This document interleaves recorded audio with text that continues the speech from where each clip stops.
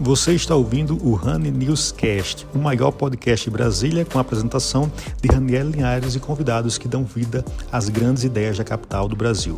Professor, sociólogo, gestor cultural e político, ele teve mais de 434 mil votos na última eleição para governador. Meu convidado de hoje do Honey Newscast é Leandro Graz. Leandro, seja bem-vindo. Nosso primeiro quadro aqui, para você já se apresentar, Sandrinha Passaí, é o Quem é Você na Fila do Pão. Então eu quero que você explique aí para a nossa audiência quem é o Leandro Graz. Se bem que depois de 434 mil votos que você teve aqui no Distrito Federal, são poucas pessoas que não lhe conhecem. Bom, talvez, né? Vamos ver aí ano que vem na eleição se o pessoal lembra direitinho. Mas, Anny, prazer estar aqui com você, é uma alegria imensa. Muito bacana poder participar do seu programa. Parabéns pelo seu trabalho.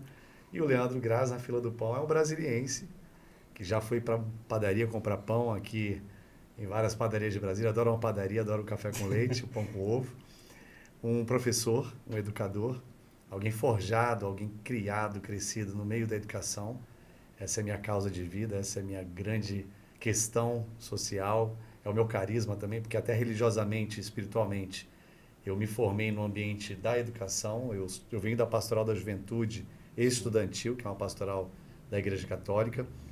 E hoje alguém que defende Brasília. Eu fico muito bravo quando alguém fala mal de Brasília, quando alguém ataca Brasília ou quando alguém maltrata Brasília. Sim. Até mesmo quem trabalha por vezes aqui, que deveria cuidar da cidade, maltrata a cidade. Então, o Leandro Graz é alguém que vem desse lugar e me considero um brasiliense raiz. Sim. Me tira uma dúvida. Como começou a sua relação com a política? Olha, é interessante isso, porque talvez venha de dentro, talvez tenha alguma coisa meio até mística. Eu sempre gostei de política, até quando era criança. Sim. Então, eu me recordo da eleição do Collor. Eu ainda era uma criança pequena e o meu irmão já é mais velho que eu, tem 7 anos. Tem 7 anos de diferença entre nós dois. E ele, naquele momento, já também muito envolvido com política, eu acabei despertando para aquilo e sempre gostei de acompanhar as eleições, sempre gostei de acompanhar os programas partidários. Não perdia um programa partidário. É difícil gostar do programa partidário. É uma loucura, mas era muito mais legal do que hoje, né? Porque eu acho que tinha alguma coisa mais de verdade. Sim. Tinha uma certa autenticidade em relação ao que é hoje. Hoje é muito produzido, o marketing evoluiu muito. E já em 98, atuei na minha primeira campanha eleitoral. Militei muito na época na campanha do Cristóvão Buarque, da Arlete Sampaio. Sim, lembro. Tenho uma primeira memória de 94, aqui no Eixão, a gente fazendo caminhada e bandeiraço para o Cristóvão. E a Arlete me pegando ali. Você militando no espectro progressista? Sim, sim. Eu venho de uma família de classe média. Minha mãe foi secretária, costureira, foi dona de casa durante um bom tempo, cuidou de mim, do meu irmão. E meu pai, ele era representante comercial, comerciante, depois veio a trabalhar também com representação de fábricas de confecção, de outros lugares do Brasil aqui, em Brasília. Então, assim, eu venho de uma família simples, né? Minha família nunca foi rica, não tenho padrinho político, não tenho familiar da política. Então, isso foi sendo amadurecido. Mas quando eu entrei na pastoral, já com meus 12 anos, que eu ingressei num encontro de nucleação de pastoral de juventude, ali realmente foi a consolidação desse desejo de entender e viver mais a política. Muito também atrelado à minha espiritualidade. Eu acho que muito nessa visão cristã de que a política é um serviço, a política é uma forma de caridade, a política é uma forma de amor também às pessoas. Então, eu sempre tive esse encantamento com a política. Depois, já mais para frente, na universidade, no envolvimento com a sociologia, com a educação. Certo. Me fala um pouco do seu processo de formação da universidade.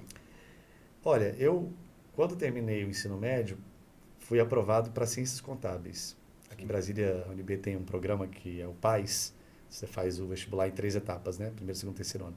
E eu fui aprovado para contabilidade. Eu fiz um semestre de ciências contábeis, sim, mas já ali eu estava no fervor da minha formação religiosa, da minha formação dentro da congregação dos Irmãos da Salistas. Eu era missionário dos irmãos. Você teve sempre um pé assim, na religiosidade. Sim, sim. Foi muito em razão da escola. A escola também me formou religiosamente, sim, espiritualmente. A educação na fé se deu através da escola também. E com os Irmãos Assalistas eu tive toda essa experiência pastoral e a experiência missionária. Quando eu saio do ensino médio, ali quando já tinha meus 18 anos, os irmãos me convidam para participar de uns projetos que eles tinham no Nordeste, especialmente no Piauí e em Sergipe, que eram as missões educativas. O que era isso? A gente ia para o interiorzão, em Sergipe a gente foi para Aquidabã, Nossa Senhora da Glória, Piauí lá em Esperantina, fazer formação humana, formação de jovens, formação de adultos, formação de lideranças eclesiais, formação pastoral. E ali eu fiquei super encantado com essa coisa da formação. Eu falei, cara, aqui é o meu lugar. Louco, né? Porque eu passei a vida inteira participando de tudo na escola. Era do voluntariado, era do coral, era do esporte. E eu não tinha entendido assim que a educação também era a minha vocação e era aquilo que ia despertar meu projeto de vida. Quando eu entro na UNB, ao mesmo tempo eu estou envolvido profundamente com isso, eu falo, opa, peraí, eu tenho que guiar a minha formação para a educação também. E aí foi quando eu larguei a contabilidade e fui fazer vestibular para ciências sociais. Por quê? Porque eu tinha passado um dia numa sala de aula, estava tendo introdução à sociologia, o professor Pedro Demo, para quem é das ciências sociais, quem é da educação conhece o Pedro. O Pedro é uma das grandes referências teóricas e práticas da educação no Brasil. Estava lá aquele senhorzinho dando aula e parei, sentei lá atrás, que eu ouvindo ele falar. E ele estava dando uma aula sobre sociologia da educação, a relação da educação com a sociedade, etc. E tal. Eu falei, cara, que legal isso. Aí comecei a olhar, estudar mais. Falei, vou fazer vestibular para sociologia. Aí fiz vestibular, minha mãe não soube disso. Ela só soube quando eu cheguei com a ficha de aprovação, com a já pronto para começar? Ela, o que é isso? Eu falei, mãe, eu tô trocando de curso. Meu pai não entendeu nada. E aí comecei a cursar, já no segundo semestre era monitor do Pedro. E aí fui procurar o Pedro, né? Aquele velhinho lá, vou atrás daquele velhinho. Aí achei o Pedro, virei monitor do Pedro e comecei a trabalhar com pesquisa em alfabetização popular. E aí já foi uma coisa meio pesquisa e extensão, eu fui para dentro da comunidade, lá no Paranoá, Santa Maria, Varjão, e comecei a ter esse contato com a realidade mais dura, mais pobre de Brasília, né? Apesar de já ter a experiência com a pobreza, com aquela realidade do semiárido fora do Distrito Federal, sim, mas foi através da universidade que eu mergulhei mais nessa experiência social. E aí eu fui guiando minha formação para docência. Meu sonho era dar aula na escola pública, já saí da UNB como contrato temporário da Secretaria de Educação, dando aula na EJA, foi para mim uma experiência maravilhosa. E ali foi, aí me guiei, depois fui para outras escolas da Secretaria de Educação, privado também, sempre trabalhei no privado, na Rede Marista, na Rede Salesiana, na Rede La Salle, foi a escola onde eu estudei, eu era bolsista lá, voltei para ser professor. E aí passei por outros lugares, cursinhos preparatórios para vestibular, depois já com mestrado na área de meio ambiente, desenvolvimento sustentável, depois doutorado na área de gestão, eu fui para a universidade, fazer estágio supervisionado, ser professor da UNB, e ao mesmo tempo no ensino superior privado também, na Faculdade Planalto. E aí a coisa foi andando, e aí é a política. Em que momento, exatamente, é justamente aí, em que momento você disse, rapaz, eu acho que dá para fazer um pouquinho mais? Então, como eu disse, sempre fui apaixonado pela política. Trabalhei na campanha de um monte de gente aqui em Brasília. Sim. Mas em 2013 eu tive uma experiência mais próxima do universo partidário e das eleições, que havia um grupo lá na universidade ligado ao professor Cristóvão Buarque, que era meu professor, e esse grupo estava construindo o programa de governo do Eduardo Campos, que viria a ser candidato em 2014. Com Marina como vice. E Marina como vice. Sim. E aí eles me convidam para participar do grupo de discussão da educação. Quando eu entro no grupo, começo a me envolver bastante, já era 2014, já estamos ali na véspera da eleição, vem já a campanha e o Eduardo falece no acidente de avião, aquela tragédia horrorosa, e a Marina assume a dianteira da candidatura. Aí eu caio para dentro mesmo da campanha da Marina e da campanha do Rodrigo Hollenberg aqui em Brasília. Eu vou para o programa de governo do Rodrigo também, para coordenar a área de educação, fazer os encontros, né, reunir os professores. E ali eu tenho a primeira experiência. Já tinha pensado em ser candidato, mas preferi não ser. Tinha consultado cerca de 100 pessoas sobre isso, por e-mail, amigos próximos, pessoas que tinham trabalhado comigo em outros lugares. Todo mundo vai. Uns 3 ou 4 falam, não vai, você é muito honesto, você é gente boa, vai dar tudo errado. Eu falei, calma, vamos lá. Então, preferi não disputar e entender por dentro o processo, né? Aí, bom, termina a campanha, o Rodrigo é eleito governador, eu até participo da transição de governo e depois eu sigo minha vida acadêmica e me filio à Rede Sustentabilidade já em 2015 para 2016. E passo a participar da Rede. Vou um tempo para fora do Brasil, fico ali em 2017 estudando lá em Barcelona, fico 6 meses mais ou menos, lá no Instituto de Governo e Políticas Públicas, uma experiência de pesquisa. E quando eu volto, aí eu reúno as pessoas e falo assim, vamos disputar a eleição. Aí a galera, bora, e vamos. Sem dinheiro, sem nada, sem estrutura, partido pequeno. O famoso com a cara e a coragem. Totalmente, assim. sem financiamento. Mas Poxa, eu tinha as pessoas, né? É o que mais importa. Tinha meus estudantes, tinha meus professores, colegas, tinha meus amigos da igreja, pessoal da música, né? Eu toco também, desde meus 17 anos eu tenho banda, toco na noite e tal.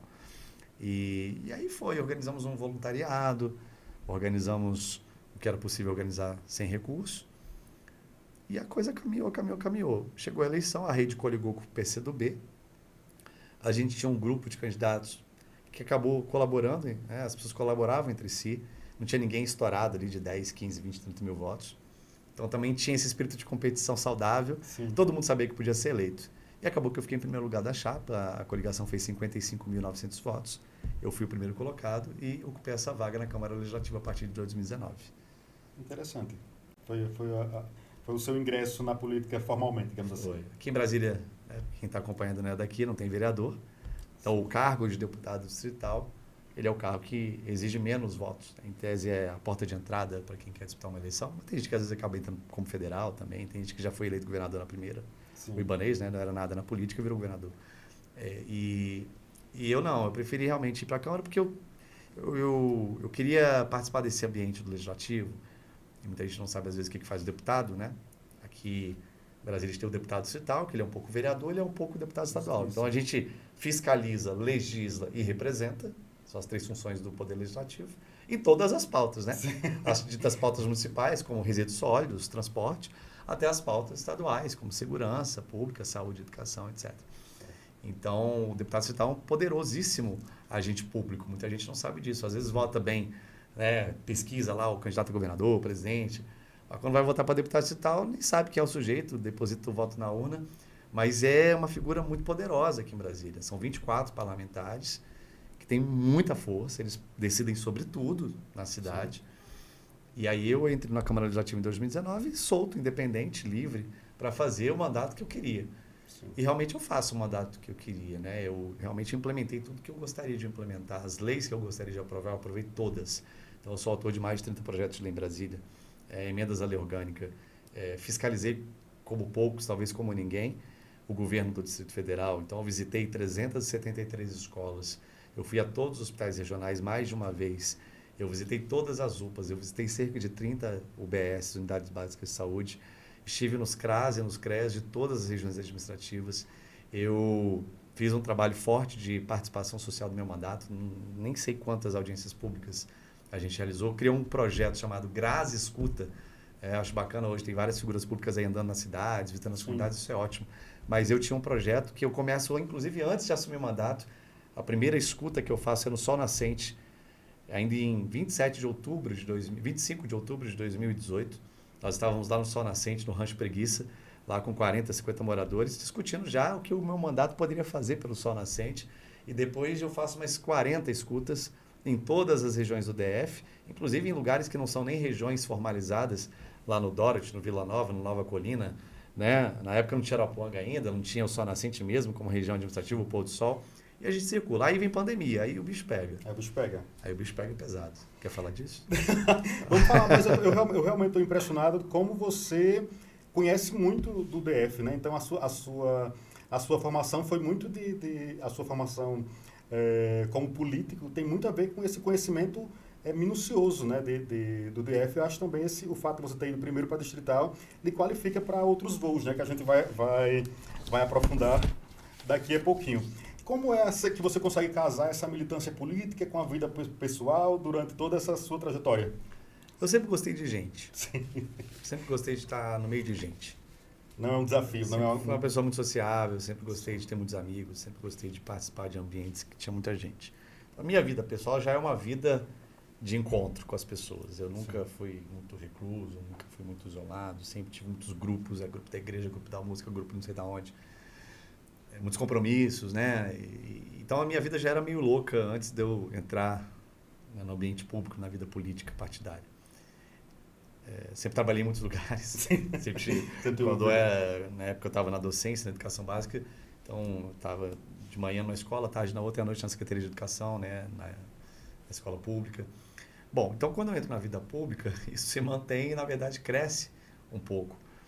É muito desafiador você conciliar a vida pessoal com a vida pública se as pessoas que fazem parte do seu ambiente pessoal, especialmente sua família, elas não topam, elas não entendem. Sim. Então, quando alguém que quer entrar na vida pública vem conversar comigo, e eu tenho acompanhado várias pessoas, e estimulado inclusive, eu sempre pergunto, como é que está a sua casa? Como é que está a sua família? Eles estão apoiando você?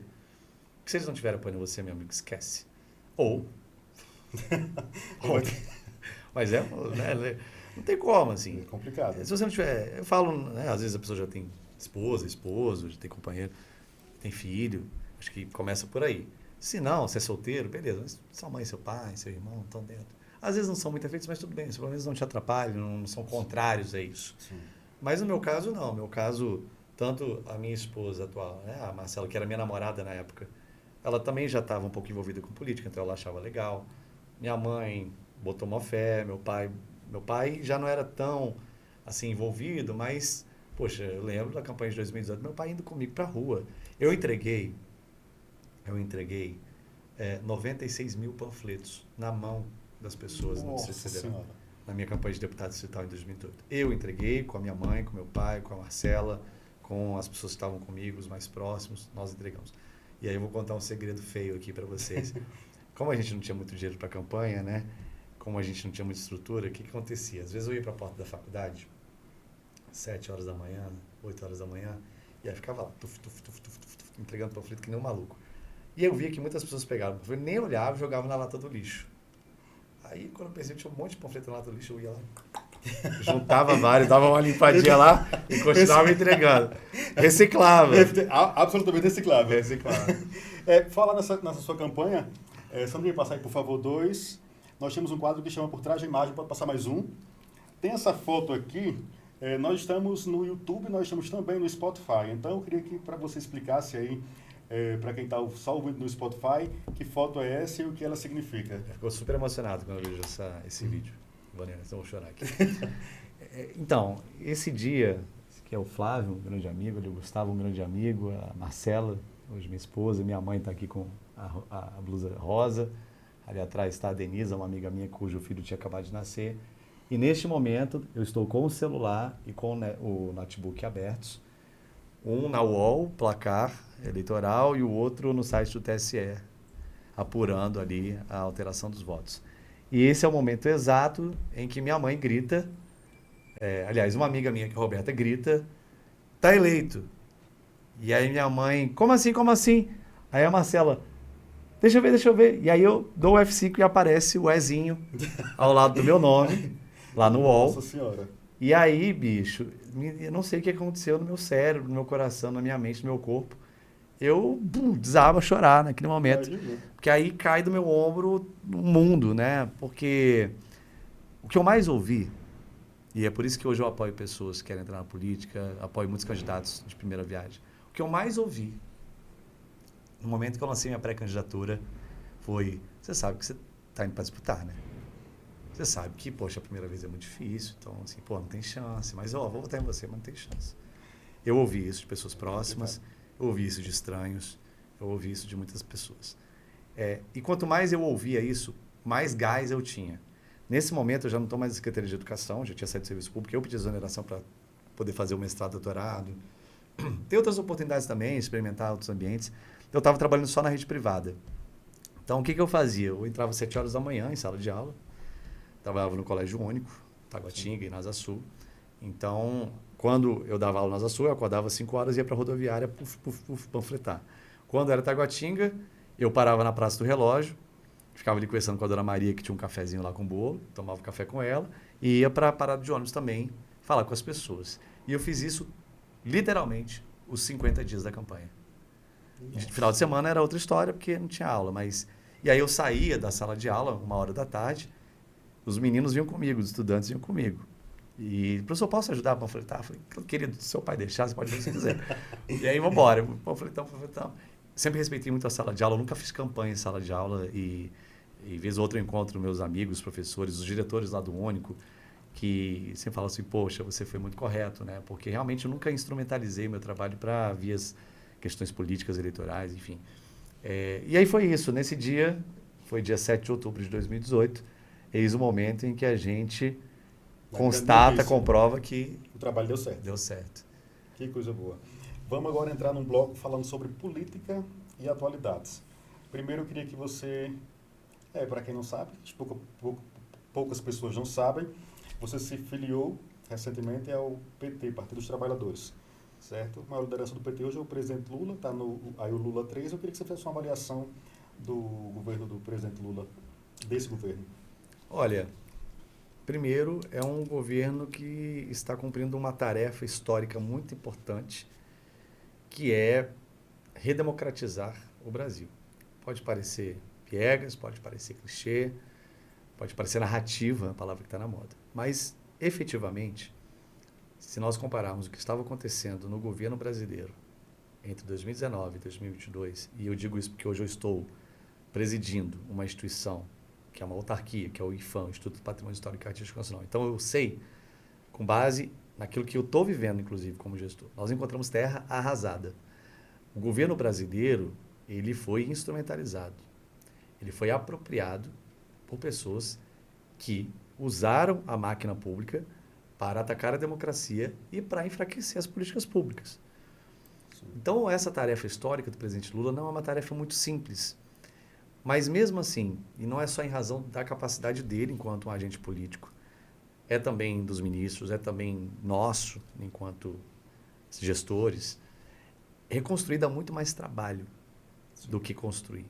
Porque a reconstrução, ela passa por você trazer de volta as pessoas, repactuar, confiar nas pessoas, inovar. Você precisa ver o que deu errado, por que estava daquele jeito, e você dá um novo sentido.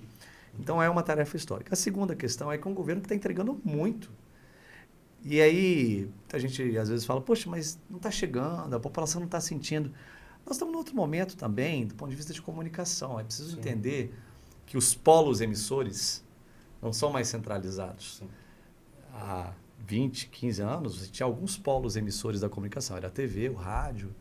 E mesmo na internet, você tinha alguns portais que era por onde a notícia chegava. Sim. Hoje, você é um polo emissor, eu sou um polo emissor, qualquer pessoa é um polo emissor. E esse polo emissor, ele tem a capacidade de dialogar com milhares, talvez milhões de pessoas ao mesmo tempo.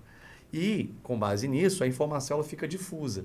Então, é mais desafiador para um governo, para uma empresa, para qualquer instituição, emplacar a mensagem que ela quer emplacar. Ela precisa articular, orquestrar um conjunto grande de atores, sim, de polos emissores, para fazer a mensagem chegar ao maior número de pessoas. Existe uma crítica nesse governo Lula 3, principalmente com relação à comunicação, que é um ponto que você está tocando agora, né? Que inclusive a comunicação do governo tem uma melhorada nas últimas semanas, em virtude do tarifaço, se caiu de presente, o presidente tem usado isso de uma forma bem inteligente, mas antes o governo não conseguia muito, digamos, estar no centro e pautar as narrativas. A que você atribui essa dificuldade do governo, talvez até do campo progressista, de lidar com esses novos meios de comunicação?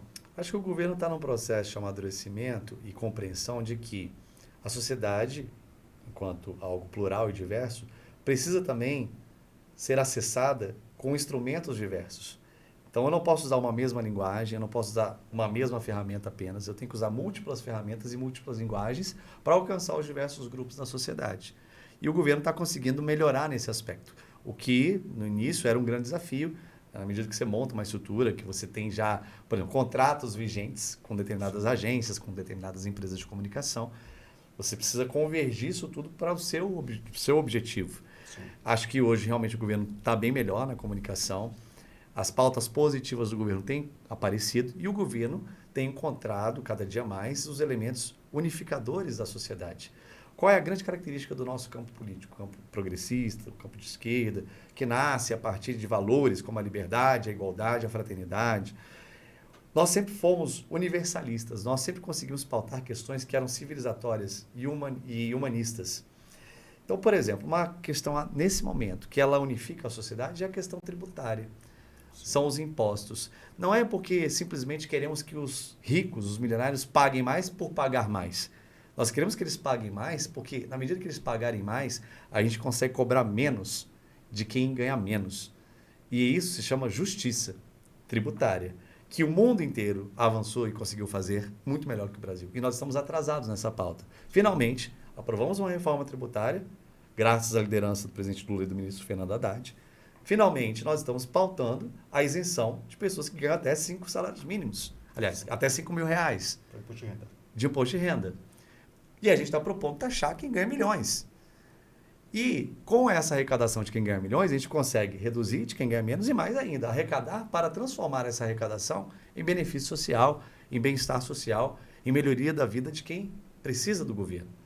Quem não precisa do governo, quem tem grande renda, quem tem grana para pagar sua escola, seu plano de saúde, beleza. Agora, a maior parte da população não tem. Sim. Gasta boa parte do seu salário com transporte, gasta boa parte do seu salário com alimentação. Então, dá para pagar um ICMS alto no feijão. Não dá para deslocar 15%, 10%, 20% da sua renda no imposto de renda. Então, está errado. Fora outras questões que a gente nem entrou ainda no debate, Sim. Imposto sobre herança, que no mundo aí, nos Estados Unidos é 25%, Sim. Japão chega a 50% em alguns casos. Aqui a gente paga de 4% a 8%, dependendo do estado, né? No DF a alíquota é mínima.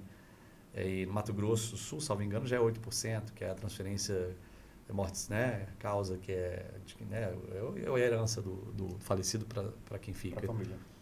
Então, assim, são critérios, são princípios de justiça que o governo está trazendo. Outro aspecto tem a ver, né, com a questão da escala 6x1. Ou seja, no Brasil... Você defende a escala 6x1? A escala 6x1, ela tira da sociedade, ela tira das famílias, e é legal falar de família, porque tem muita gente por aí que diz assim, eu defendo a família, mas é contra transformar a escala 6x1 na escala 5x2, por exemplo. Sim. Tem gente que fala que é a favor da família, mas na hora de votar isenção do imposto de renda para quem ganha até 5 mil reais, está votando contra, é contrário. São os pseudo, falsos, mentirosos conservadores, mas que só querem conservar os seus próprios interesses. Só querem saber das suas famílias, né? Bom, vamos lá. Essa questão da escala 6x1 ela é muito importante. Em vários países do mundo, você tem as pessoas trabalhando 5 dias na semana, descansando 2. Já há países que estão discutindo a escala 4x3. Sim. No Brasil é 6x1. Então, o cidadão trabalha de segunda a sábado, sobra o domingo. O domingo ele está exausto. E mesmo que tenha disposição para ir para um lazer com a família, tudo é muito caro, né? E, de novo, é importante isentar o imposto de renda, porque vai sobrar tempo, vai sobrar recurso para a pessoa ir no cinema, ir no teatro, poder juntar um dinheirinho na poupança e tirar férias, viajar com seus filhos.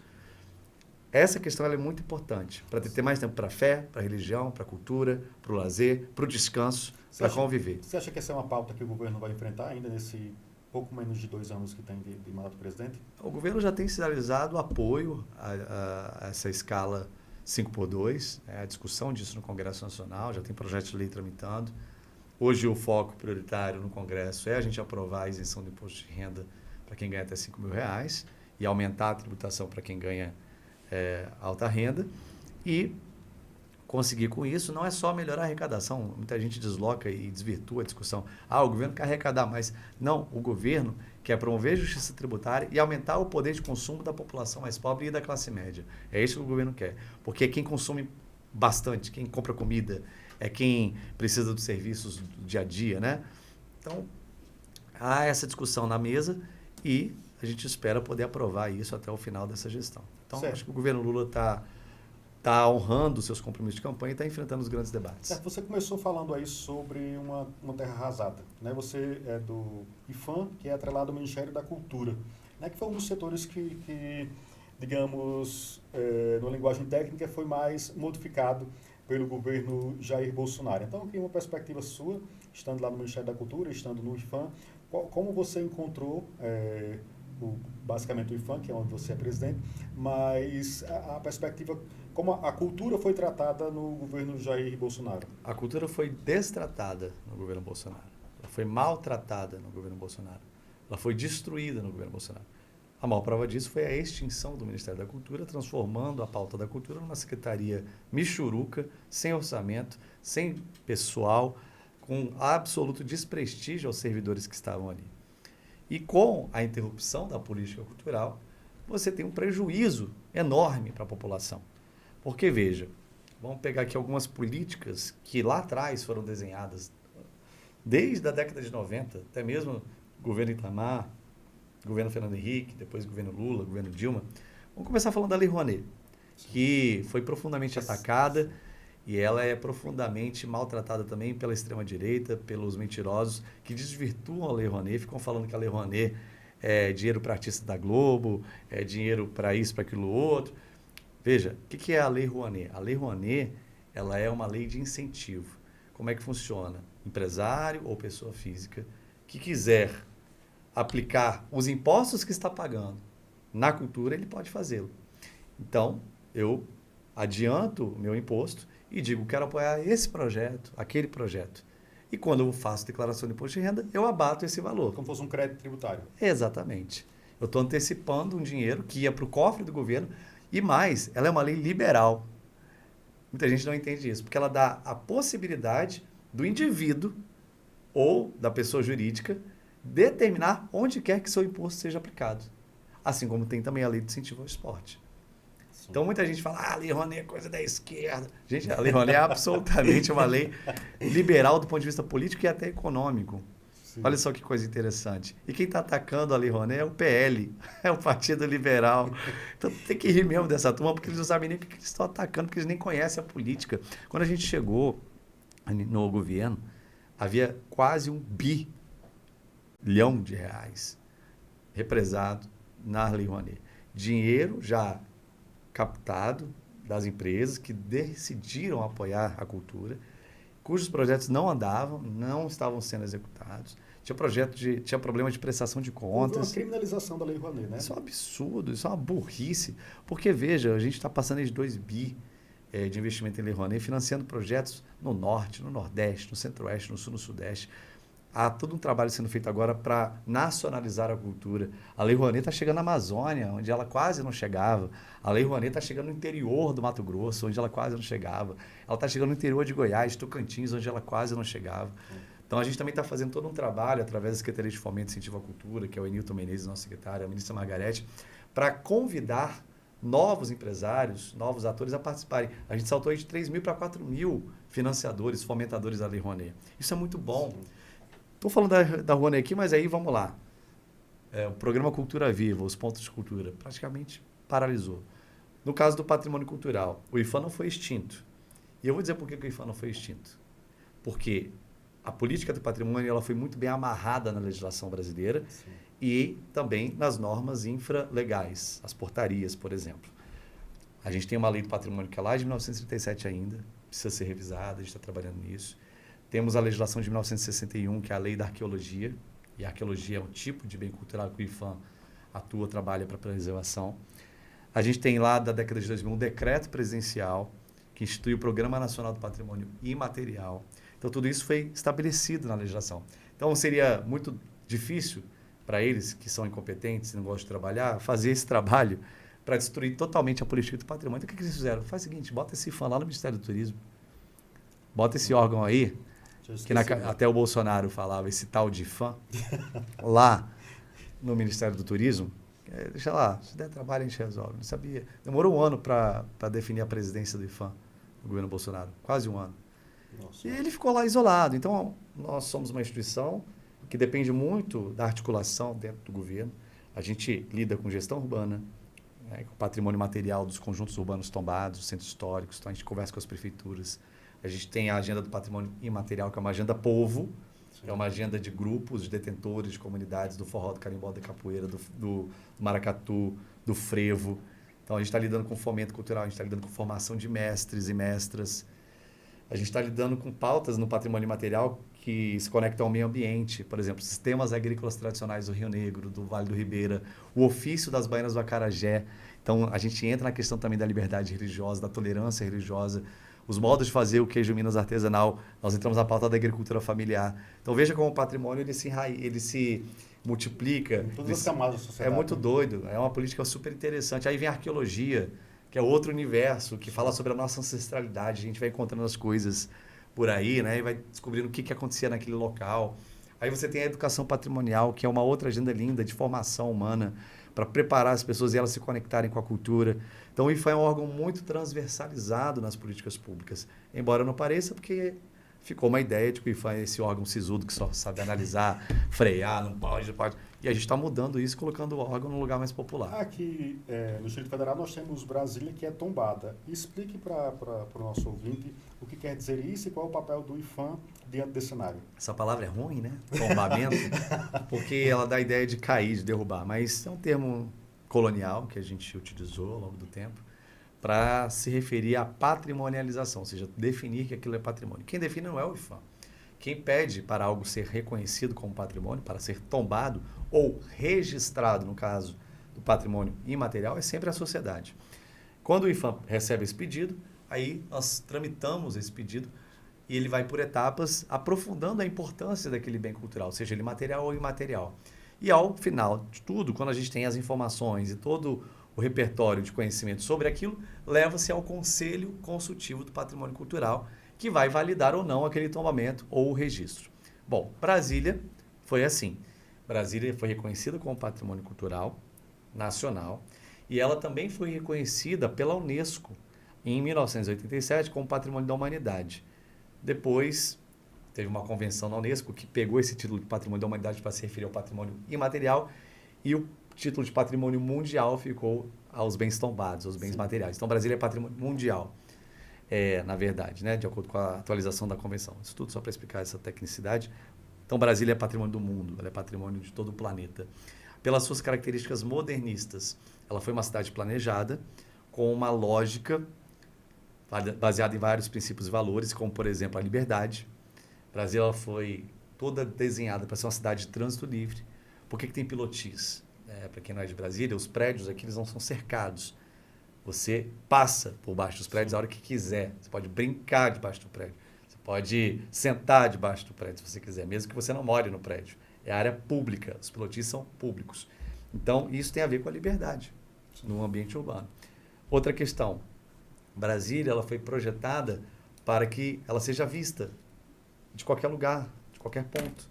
Então, ela é uma cidade horizontal. Então, nós não temos aqui, especialmente em algumas áreas, espigões, prédios muito altos. A não ser no núcleo central de Brasília, o prédio do Banco Central, da Caixa Econômica, alguns hotéis, etc. Isso permite um gabarito maior. Mas nas áreas residenciais, Asa Sul e Asa Norte principalmente, sim, você tem um gabarito baixo, né, que ele se adequa à topografia da cidade. São valores e princípios urbanísticos que então definem Brasília como única. Ela é uma cidade muito especial, muito própria, muito particular, exótica, inclusive em relação às outras cidades. Então você tem as escalas, né? Você tem a escala bucólica, por exemplo, de Brasília, que tem a ver com essa dimensão integrativa entre o meio ambiente, urbano, a área urbana. O lago expressa isso, os parques de Brasília expressam isso. Né? Então, a gente está falando de Brasília, eu já posso emendar aqui na pauta Brasília. Politicamente falando, o governador Ibanez está finalizando agora o segundo mandato, com uma perspectiva de reeleição. Eu queria que você fizesse uma avaliação dessa gestão Ibanez aí, quase 7 anos. Bom, eu passei 4 anos como parlamentar, fiscalizando esse governo, na sua primeira fase, e disputei as eleições contra o Ibanez justamente porque eu via muitos problemas e entendia que esse projeto não era um projeto bom para a sociedade. Então, eu tenho condições de fazer uma avaliação hoje muito profunda dessa gestão. E desses 2 anos e meio para cá, obviamente não parei de acompanhar. E hoje, na figura de gestor federal, eu interajo muito com o GDF. Sim. A gente participa bastante até de algumas decisões do próprio governo que nos consulta, como foi o caso do PPCUB, o Plano de Preservação do Conjunto Urbanístico de Brasília. Então, eu sigo muito atento às questões do governo local e às suas decisões. A avaliação que eu faço é que não tem projeto. É um governo sem projeto para a cidade. Significa que ele não fez nada? Ele fez. Por exemplo, fez várias obras viárias. Ampliação de pista, viaduto, túnel. Inclusive, várias dessas obras que ele entregou foram desenhadas e contratadas nos governos passados e até com o apoio do governo federal. O túnel de Taguatinga foi obra do PAC em 2013. O viaduto do Recanto também foi financiado pelo governo federal. A expansão agora do metrô de Samambaia é financiada pelo BNDES. O Trevo Viário Norte, Complexo Viário Norte, foi obra feita durante o governo Rodrigo Hollenberg, entregue pelo governo Ibanez. Então também não tem muita inovação, não, assim, não tem grandes coisas. Muita manutenção, muita zeladoria, né, em ambiente urbano. Na saúde, um colapso absoluto. Foi criado esse instituto E diz, começou no governo Hollenberg. Mentira. O governo Hollenberg criou uma instituição chamada Instituto Hospital de Base para fazer a gestão de uma unidade de saúde, que era o hospital de base. Ele é um serviço social autônomo. Para ter uma comparação, é mais ou menos parecido com o Sara Kubitschek. Você tem um CNPJ que faz um contrato com o governo, ele recebe recursos para fazer a gestão daquele hospital. Sim. O Sara tem contrato com o Ministério da Saúde para fazer a gestão lá dos seus pacientes. O Instituto Hospital de Base, lá em 2016, se não me engano, 2017, foi criado com essa finalidade. Fazer um atendimento mais sério, mais fluido no hospital de base. Bom, quando o Ibanez foi para a campanha com o Hollenberg, ele falou que ia acabar com o IHB. Ele fez, na verdade, ampliar o IHB, transformando no IGES, e aí pegou Base, Santa Maria e UPAs, botou nesse guarda-chuva, virou uma estrutura paralela à Secretaria de Saúde, recebendo milhões de reais por mês, entregando um serviço de péssima qualidade. A que você atribui, Leandro, essa dificuldade do governo de resolver o problema da saúde, que hoje é absolutamente crônico, e isso vem de vários anos, né? Muitas notícias ruins, assim, as piores possíveis, com pessoas morrendo nas filas, grávidas, inclusive perdendo os filhos ainda na barriga, muita dificuldade de atendimento, e todos os governos que passaram trouxeram essa promessa de resolver a questão da saúde. O que você atribui a essa dificuldade? Veja, poderia falar uma hora sobre isso, mas eu vou tentar resumir em alguns minutos. O SUS, Sistema Único de Saúde, ele tem um desenho que foi feito para dar certo, e em alguns lugares está dando. Esse desenho, ele parte de uma base, funcionamento da saúde parte de uma base, e o nome, inclusive, é esse. Atenção básica. Atenção primária. É a primeira camada. Vamos lá, você está com dor de barriga. Estou com dor de cabeça. Aonde você deveria ir? Não é no pronto-socorro. A não ser que você esteja vomitando, convulsão, passando muito... Aí, beleza, é pronto-socorro. Emergência. Se você está com uma dor, você tinha que procurar a unidade básica de saúde perto da sua casa. Esse é um modelo que, inclusive, você fala, é um modelo que funciona muito em alguns estados do Nordeste. Super, no Piauí está funcionando. Sim. Piauí está chegando aí, acho que 90% de cobertura da atenção básica. O que é cobertura? É você ter no território os postos de saúde com os profissionais trabalhando lá. E o Saúde da Família, o Saúde em Casa, que começou em Brasília, no governo Cristóvão Buarque, que são os agentes comunitários de saúde indo na casa das pessoas. E aí, o senhor está vacinado? A senhora está vacinada? A senhora está grávida, está fazendo pré-natal? Seu filho já vacinou contra a poliomielite? Contra a paralisia infantil? E aí, está todo mundo bem? Estou sentindo uma dor de cabeça. Vamos fazer um exame lá no hospital? Vou marcar para a senhora o exame, tá? A senhora vai no dia tal. Esse é o trabalho da atenção básica. Se ele não funcionar, aí você vai ter um problema nas duas outras camadas, que é a atenção secundária e terciária. Secundário é ambulatório, são procedimentos médios, Média complexidade. que você tem em alguns hospitais, média complexidade. E você tem alta complexidade, que aí já são cirurgias de alto nível, de alta complexidade. Você tem tratamentos, por exemplo, tratamento oncológico, isso é alta complexidade. Quimioterapia, etc. Então, vamos lá. Se você não tem a atenção básica funcionando, o que vai rolar? As pessoas vão ficar mais doentes, ou vão descobrir que estão doentes já numa situação mais grave, e elas vão reto na alta e na média complexidade. Aí você sobrecarrega o hospital e as UPAs. Se ainda funcionassem os hospitais e as UPAs, mas não é o caso do DF. Então a gente tem um problema grave de atenção básica, que não tem cobertura, hoje chega em 60%, ou seja, 40% do território do Distrito Federal está descoberto de presença de atenção básica, agente comunitário de saúde, enfermeiro, etc. E mais, as UPAs estão sem médico, sem enfermeiro, e os hospitais, os grandes hospitais, colapsaram porque não tem equipamento, não tem médico, porque você não tem material em alguns casos. O melhor exemplo que a gente teve desse colapso foi a própria pandemia, e hoje você tem aí crianças que morrem sem atendimento, como aconteceu no HMIB, infelizmente. Você tem pessoas que morrem esperando atendimento na UPA, como aconteceu semana retrasada de novo. E inúmeros outros problemas. Pessoas que estão esperando há mais de um ano e meio para fazer uma cirurgia. Então, não existe mágica. Você tem que tratar as 3 camadas ao mesmo tempo, priorizando, claro, em termos de investimento em energia, a atenção básica, que aí você vai desafogando gradualmente ali em cima. Mas você tem que fazer um tratamento de choque, mutirão de cirurgia, você tem que fazer mutirão ambulatorial. O programa que está sendo feito agora pelo Ministério da Saúde, que infelizmente, por causa das picuinhas bobas e imaturas aqui do DF, não tá recaindo com força aqui, o programa Mais Especialistas. O Ministério da Saúde está contratando carretas Brasil afora, elas param nos territórios e aí pegam os pedidos de exame das UBS e vão botando as pessoas para fazerem os exames. Sim. E aí você vai encaminhando cirurgia, tratamento, medicamento, etc. e tal. Infelizmente, colapsou a saúde do Distrito Federal. Sempre tivemos problemas, sempre. Mas como está agora, eu nunca vi. E aí podemos falar de educação, por exemplo, o fato da gente ser o último lugar na educação integral, proporcionalmente das 27 unidades da federação, o DF é o último lugar, onde as crianças estão na escola em tempo integral, com educação, arte, tecnologia, ciência, esporte. Então também não tem gestão na educação. Na última campanha, você enfrentou o governador Ibanez, inclusive com 434 mil votos. Ele capitalizou, né, ele cacifou, digamos assim, para eventualmente enfrentar novamente. Você se sente preparado para assumir o GDF? Absolutamente preparado, e não digo com nenhuma soberba, nenhuma postura que vaidosa, pelo contrário. Até porque ninguém é candidato de si mesmo, eu não vou disputar a eleição se eu não tiver apoio. Sim. Nós já podemos dizer que você é pré-candidato ao governo do GDF? Olha, naturalmente, quem sai da urna numa eleição, tendo feito uma curva de 1% para 26%, 434.587 votos, é naturalmente habilitado para disputar a próxima eleição. Agora, isso não é um projeto pessoal, porque se fosse eu estava gritando aos mil cantos, sou candidato, sou candidato. Eu preciso construir a viabilidade desse projeto, e é o que eu estou fazendo junto com várias outras pessoas. Primeiro, a viabilidade programática, ou seja, eu defendo algo que a sociedade precisa e quer? Essa é a primeira pergunta. Sim. E aí, falando aqui de saúde, tem proposta para a saúde? Eu tenho proposta para a saúde. Eu tenho proposta para a educação.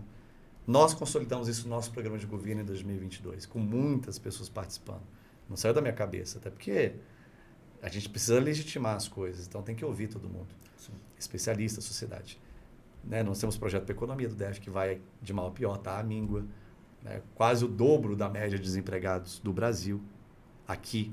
Não tem projeto de desenvolvimento econômico no Distrito Federal, só tem obras por aí afora, obras de má qualidade, obras que não resolvem os problemas das pessoas. Depois eu poderia falar aqui do viaduto do Recanto, que eu fico irritado quando eu vou lá, porque não tem uma tesourinha para levar as pessoas ali da entrada até o riacho. O cara entra na via junto com o cara do Recanto, tem que fazer ali um quadrado para ir para o riacho. São coisas malucas assim, que eu estou vendo no Distrito Federal que eu não acredito que eles estão fazendo, gastando rios de dinheiro. Então, assim, voltando à pergunta, a gente está fazendo todo esse trabalho, que é de reunir pessoas, reunir interessados nos temas que a população tem interesse também, e, ao mesmo tempo, organizar o campo político. Tem partidos. Você se filiou nas últimas semanas ao Partido dos Trabalhadores, Partido do Presidente, e é um partido, comparando com os outros partidos que você teve filiado, né, com todo respeito às legendas, é um partido com... O PT é um partido com bem mais estrutura, digamos assim, para você disputar uma eleição, né? O Partido dos Trabalhadores é o maior partido de esquerda do Brasil, da América Latina, e, por consequência, aqui em Brasília também. Eu tenho uma história com o PT que não passou por filiação ao longo da minha vida.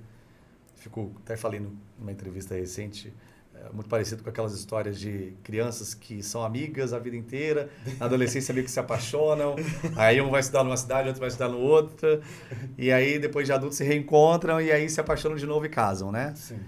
Foi um pouco isso, porque eu militei a vida inteira no PT, na minha adolescência, fiz campanha para o Cristóvão, fiz campanha para o Magela, fiz campanha para o presidente Lula, sempre votei no presidente Lula. Magela segue no PT aqui. O Magela ainda é do Partido dos Trabalhadores, né? Foi deputado federal.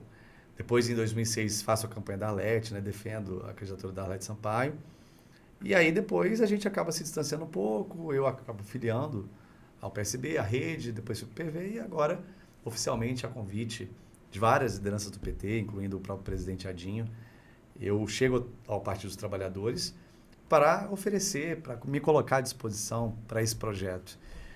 Com muita humildade, ao mesmo tempo, com muita responsabilidade, sabendo das tarefas que a gente tem que cumprir nesse pouco tempo que nos resta até o ano que vem. Certo. A gente vai ter a esquerda vai ter uma dificuldade. Nós temos aqui já como pré-candidato ao GDF pelo PSB, Ricardo Capelli. Existe uma possibilidade, né? Na política sempre tem, mas estou cumprindo meu papel de perguntar, da sua candidatura com a de Capelli convergirem antes do primeiro turno, porque considerando o objetivo da eleição, né, principalmente no espectro de esquerda, teria duas candidaturas, faria sentido? Ou em que pé estão essas conversas, ou ainda é muito inicial? A gente está aqui em agosto de 2025, né? Olha, Rani, nós só temos uma chance aqui em 2026. Uma chance. Unificar o campo democrático. e popular. O campo progressista, a esquerda e não só a esquerda, para além da esquerda. Sim. Acima de tudo, unificar a própria sociedade em torno desse projeto. Portanto, se houver divisão entre os partidos que constituem esse campo democrático popular, na minha avaliação, a eleição está perdida. Sim. Essa é uma tese. A orientação do presidente Lula, e ele trabalha por isso, a orientação dos nossos dirigentes nacionais, nossos presidentes de partido em nível nacional, é a mesma. É procurar a convergência entre as lideranças e os partidos em nível local. Nós temos uma ótima experiência de 2022. Primeiro, para aprender com os erros. Depois, para aprender com os acertos. Em que sentido? Dos erros. No primeiro turno das eleições de 2022, nós tínhamos 4 candidaturas do campo de esquerda e centro-esquerda. Tínhamos a candidatura do PSOL, a candidatura do PDT, a candidatura do PSB e a candidatura do PV, apoiada pelo PT e pelo PCdoB, que era a minha. Depois o PSB retira a candidatura e o Rafael Parente, que é um grande amigo, vem me apoiar em seguida. Perdemos a eleição no primeiro turno, apesar de eu ter feito 26% dos votos. Sim. No segundo turno, a gente se une para fazer a campanha do presidente Lula aqui em Brasília. E Lula tem no Distrito Federal o seu maior crescimento proporcional em relação a todo o Brasil. Ou seja, isso demonstra que se a gente trabalha junto, a gente trabalha muito melhor. Da mesma maneira agora, acabou a eleição, a gente vem aí nesses 2 anos e meio fazendo reuniões.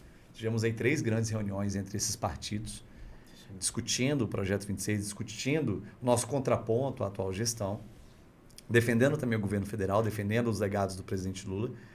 E aí, claro, que o PSB tem não só liberdade, mas legitimidade para colocar o seu pré-candidato, como todos os partidos também têm, mas óbvio que nós vamos buscar essa convergência. Então, não é só um desejo, é também uma tarefa que a gente precisa cumprir, Sim. unificar os partidos. Sim, até porque aqui no DF, até pelas pesquisas que nós temos, né, existe um crescimento da direita e existe também, você vai ter que ir aí um pouco ao centro também para convergir uma candidatura de centro-esquerda, de centro-esquerda para conseguir, de fato, como você falou, o que chamamos de matar ou morrer agora, né? Tem que ir todo mundo junto misturado. Você se sente preparado para fazer essa convergência, inclusive com partidos de centro? Eu sou uma pessoa do diálogo e sou uma pessoa da composição dentro de princípios e valores que eu defendo, que nós acreditamos. Mas veja, essa eleição de 22 e agora a de 26, elas são um pouco diferentes, as de 26 tende a ser também muito diferente daquelas que nós vivemos anteriormente, a partir de 1989, 94, 98, 2002 e assim por diante. Porque, vamos lá, vamos lembrar das eleições de 98, por exemplo, que era Fernando Henrique Cardoso, PSDB, partido de direita, e Lula, do PT, partido de esquerda. Depois, Lula disputa com Alckmin, com Serra, depois Dilma disputa com Aécio. Então havia ali, mesmo entre direita e esquerda, uma polarização, mas um certo respeito e acima de tudo, um apreço à democracia, podemos dizer. Sim. Quem perde vai para a oposição, quem ganha governa, e a gente dá uma certa arrefecida, cada um vai fazer o seu papel, a gente começa a discutir a eleição no ano seguinte, a partir ali da véspera, mas agora não. Veja, em 2022, Bolsonaro perde a eleição e não reconhece o resultado das eleições. No dia da diplomação do presidente Lula, os apoiadores de Bolsonaro tacam fogo num ônibus aqui em Brasília, atacam a sede da Polícia Federal, quebram tudo. Depois tem o 8 de janeiro. E agora, eles, não aceitando uma decisão judicial, aliás, nem o julgamento aconteceu ainda. Houve uma medida cautelar, mas o julgamento nem aconteceu e eles já estão quebrando tudo de novo, se acorrentando em cadeira, fazendo showzinho, dando chilique. Vão lá tentar acampar na Praça dos Poderes, coisa ridícula. Deputado federal está sendo pago pelo povo para ficar fazendo showzinho. Então, veja bem, isso, infelizmente, cria muitos problemas para o ambiente democrático e até para as eleições. Então, o que eu defendo? Eu defendo um ambiente saudável no processo eleitoral. Eu defendo que mesmo nas divergências a gente se respeite. E eu vou, sim, procurar conversar com os diferentes. Eu vou procurar conversar com pessoas que, tudo bem, não pensam 100% igual a mim, mas querem uma educação de qualidade, querem um Distrito Federal com emprego e oportunidade, querem uma saúde que funcione, querem um transporte digno para as pessoas, querem poder ter na sua cidade cultura, lazer, entretenimento para os seus filhos, querem poder andar em paz na rua e não ser assaltado, as mulheres poderem andar em paz, não serem estupradas, violentadas, e se, porventura, estiverem sendo ameaçadas, terem a proteção da polícia e da justiça. É isso que todo mundo quer, então vem com a gente. Não precisa ser partidário, você precisa ser do PT, do PSB, do PSOL, do PDT. Mas se você concorda com essas ideias, você está convidado a estar com a gente nesse projeto. Essa é uma pesquisa agora da Folha mostrando um pouco que 30% é bolsonarista, 30% é lulista, petista. Sim. Mas você tem uma camada do meio aí. Uns 20%, 30%. A população comum aí, o pai de família, a mãe de família que acorda às 5 horas da manhã, pega o ônibus para chegar no trabalho. Preocupado em ter saúde de qualidade, educação de qualidade. Então, a gente vai conversar com essas pessoas, porque infelizmente uma parcela que está extremada para lá, ela não vai querer conversar. Então, tudo bem, vamos conversar com quem quer bater papo. Sandrinha, minha auxiliar de hoje, é verdade ou mentira? Eu vou fazer um comentário aqui, você vai só me dizer se é verdade ou se é mentira. Brasília, qual é o risco de perder o título de patrimônio mundial? Não. O PT já tem um nome definido para disputar o GDF em 2026? Ainda não. O tarifaço é fruto da má gestão e não de necessidade técnica? Se o tarifaço do Trump? Sim. O tarifaço do Trump é uma ameaça à soberania. Brasília investe pouco na preservação cultural? Sim. A bancada do DF é coesa na defesa da cidade? Qual bancada? Bancada federal. Não. O patrimônio cultural está mais protegido hoje que há 5 anos atrás? Em nível nacional? Sim. Sim. Você já recusou disputar eleições para focar no IFAM? Não. Mentira. É para falar a verdade ou mentira? Tá falando sim ou não? Vamos lá. Tá servido. Brasília poderia se financiar melhor usando seu potencial turístico? Verdade. Cultura é prioridade nesse governo federal? Verdade. Brasília está preparada para ser um polo internacional de cultura e arte? Verdade. Perfeito. Vamos agora, eu vou adiantar mais um quadro agora para a pergunta do ouvinte, porque eu e o Leandro já conversamos aqui bastante. Eu avisei que você está aqui. Os ouvintes mandaram 5 perguntinhas para você. Primeira pergunta. Pode passar aí, Sandrinha. Pode passar. Hoje eu estou com auxiliar nova. Qual foi o maior aprendizado na presidência do IFAM?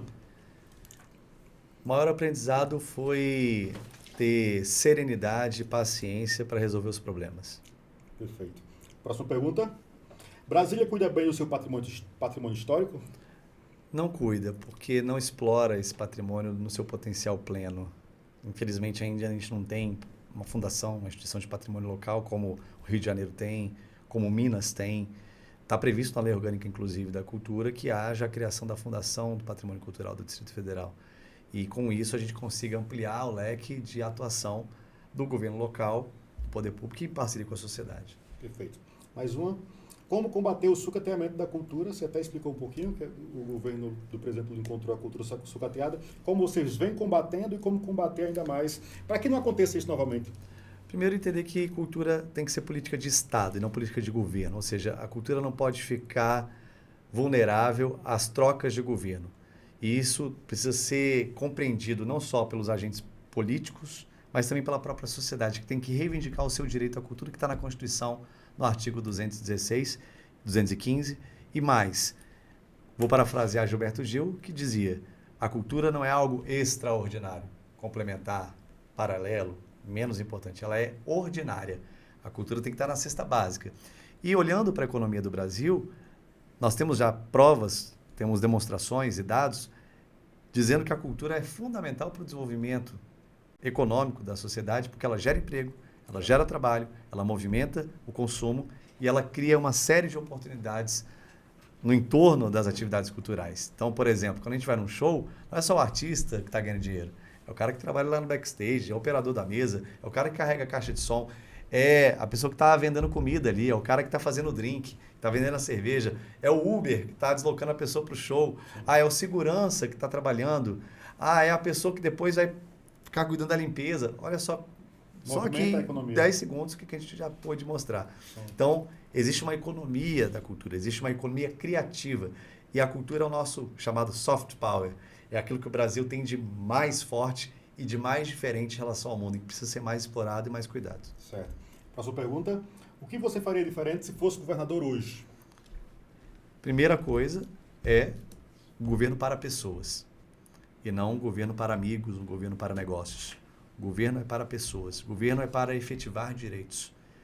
E a primeira coisa que a gente faria justamente é voltar toda a máquina pública, toda a estrutura do governo para as políticas sociais, para as políticas que lidam com o cuidado com as pessoas, especialmente a saúde, a educação, a assistência social, sem descuidar da segurança pública, que no DF, graças à qualidade das nossas polícias, tem ido bem, mesmo com trocas de governo, e aí podemos falar de governo de esquerda e de direita, mas a qualidade das nossas polícias sustenta uma boa segurança pública, apesar de ter aí um sentimento de segurança muito grande. Quer ver um problema? A cidade está apagada, ela está no escuro. Quantos postes estão nesse momento queimados ou desativados no Distrito Federal? Isso é um problema de segurança pública. E isso também é cuidar das pessoas. Então, a gente faria diferente, é a cultura do governo. Governo para pessoas, e não governo para negócios nem para amigos. Certo. A última pergunta. Como lidar com a pressão de interesses econômicos sobre áreas tombadas? Essa é uma conciliação absolutamente possível, porque, veja, quando a gente fala de interesse econômico, parece que é uma coisa demoníaca, uma coisa negativa, Sim. uma coisa escusa. Olha, uma área tombada é uma grande ferramenta de geração de desenvolvimento econômico. Precisa ser ativada para esse fim. E romper com aquela ideia burra, atrasada, inadequada, de que o que é patrimônio tem que ser destruído para colocar uma coisa nova lá. Sim. O que é velho tem que dar lugar ao novo. Isso já foi. E aí é uma contradição, às vezes, no próprio Brasil, quando eu ouço algumas pessoas dizerem isso, mas elas vão para a Europa e acham o máximo andar lá em Roma. Né? Elas acham muito legal ir na Grécia Os prédios e ver as ruínas seculares gregas. lá, né? Aí ele vai, por exemplo, lá para o Peru, né? E ele surfa no sítio arqueológico, porque ele acha lindo o Machu Picchu, né? Sim. Aí chega aqui no Brasil, Quer tem um derrubar casario lindo, histórico, colonial, ele falou assim, por que não derruba isso aqui e bota um prédio espelhado no meio? Então, assim, bem, isso é uma parcela, acho que ela está ficando cada vez menor, ainda Sim. bem, da população, até de setores privados, mas eu tenho feito um diálogo muito grande, muito forte com o setor privado para mostrar, gente, ser uma capital tombada, ser uma área tombada é um ativo, isso é uma grande oportunidade, um grande privilégio para desenvolver o turismo, para desenvolver a pesquisa, para desenvolver a cultura, para desenvolver os negócios sustentáveis, os eventos. Então, Brasília é o prato cheio, só não vê quem não quer. Perfeito. Agora a gente vai para o nosso último quadro, que é o bate-bola rápido. Pode passar aí, pronto, perfeito. Eu vou fazer aqui algumas perguntas e você vai me responder também. Bate-bola rápido, aprendi com a Xuxa esse. Um político que você respeita. Lula. Um adversário político difícil. Olha, um adversário político difícil. Hermeto, deputado distrital. Perfeito. Uma lei que você gostaria de ter criado. A lei que, na verdade, eu criei e o governador conseguiu derrubá-la, é a lei que garante a presença de acompanhantes em leitos de UTI no Distrito Federal. Eu cheguei a criá-la, mas ela não foi implementada. Certo. Um erro que Brasília não pode repetir. Eleger a extrema-direita. Ibanez em uma palavra. Decidido. O maior problema do DF hoje. O governo. O maior acerto do seu mandato como deputado. Fiscalizar o governo. O maior desafio do IFAM. Popularizar-se. Tornar-se acessível ao povo. Um lugar de Brasília que te emociona. Tantos. Você é um conhecedor de Brasília. Olha, tantos mesmo. Mas um lugar de Brasília que me emociona. O lago me emociona. Sim. Uma cidade que você adoraria governar? Brasília. Uma causa pelo qual você sempre vai lutar? Dignidade humana. Um patrimônio cultural que todos deveriam visitar? Em Brasília, no Brasil, pode ser? Pode ser. Olha, tanta coisa bonita. A Serra da Capivara, no Piauí, lá em São Raimundo Nonato. Um nome forte para 2026 no DF? Leandro Graz. Uma prioridade para o Brasil hoje? Redução da desigualdade. Um sonho político? Que no Brasil ninguém passe fome. Um prato típico de Brasília que você gosta? Pizza Dom Bosco. Maravilhoso. Uma música que representa a sua trajetória? Anunciação, de Alceu Valença. E para terminar, uma frase que te guia na política? A fé é a esperança daquilo que não se vê. Perfeito. Aliás, desculpa, deixa eu corrigir. Deixa. A fé é a certeza daquilo que ainda não se vê. Perfeito. Leandro, queria agradecer a você pelo bate-papo. Queria deixar aberto aqui. Nosso último quadro é Venda o Seu Peixe. Você vende seu peixe. Mas eu adoro peixe. Venda o seu peixe, então aqui deixo aberto para você falar. Pode falar diretamente do nosso público. Para o que você quiser, inclusive deixar suas redes sociais para o pessoal seguir você. Primeiro, agradecer a oportunidade. Muito legal esse papo. Acho que muito bem guiado, você conduz muito bem. E são perguntas, são temas que eu acho que independente de quem concorde comigo, de quem gosta ou não de mim, vai poder aproveitar essa conversa. Sim. E convidar todo mundo a me acompanhar nas redes sociais. Estamos em todas as plataformas digitais, em todas as redes, sempre @LeandroGraz. G de gato, R de rato, A de amor, sapo, Graz. E também poder nos acompanhar na rua. A gente está andando pelo Distrito Federal inteiro, né? Sábado a gente estava lá no Sol Nascente, São Sebastião, fui no Guará, na La Feira. Então, estou sempre, se você quiser também fazer uma reunião aí na sua comunidade, um encontro na sua cidade, é só entrar em contato comigo que eu vou ter o maior prazer de poder conversar com você, com seus amigos, com quem mora aí perto da sua casa, para a gente pensar não só discutir também os problemas, mas acima de tudo as soluções. A gente vai transformar a Brasília, podem ter certeza disso. Obrigado. Obrigado. Você ouviu o Honey Newscast, o maior podcast de Brasília, com episódios semanais e convidados que dão vida às grandes ideias da capital do Brasil.